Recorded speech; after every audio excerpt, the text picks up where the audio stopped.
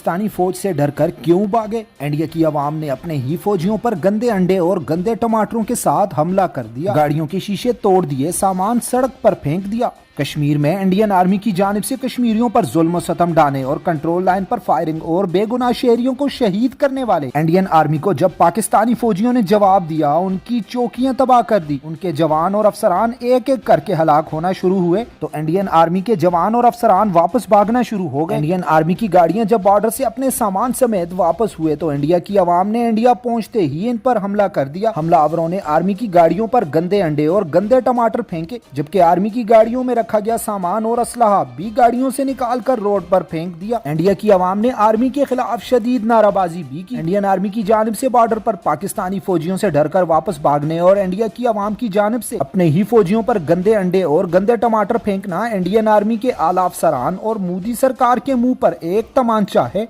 जबकि बड़ी बड़ी बातें करने वाली मोदी सरकार को अब समझ जाना चाहिए कि कश्मीर पर कब्जे का जो ख्वाब वो देख रहे हैं वो कभी हकीकत नहीं बन सकता। जबकि पाकिस्तानी आर्मी का मुकाबला करना भी अब इंडिया के बस में नहीं रहा। अब इनके मुकद्दर में गंदे अंडे और गंदे टमाटर ही हैं। नासिर अली तनोली, CID न्यूज़ अब पाकिस्तान।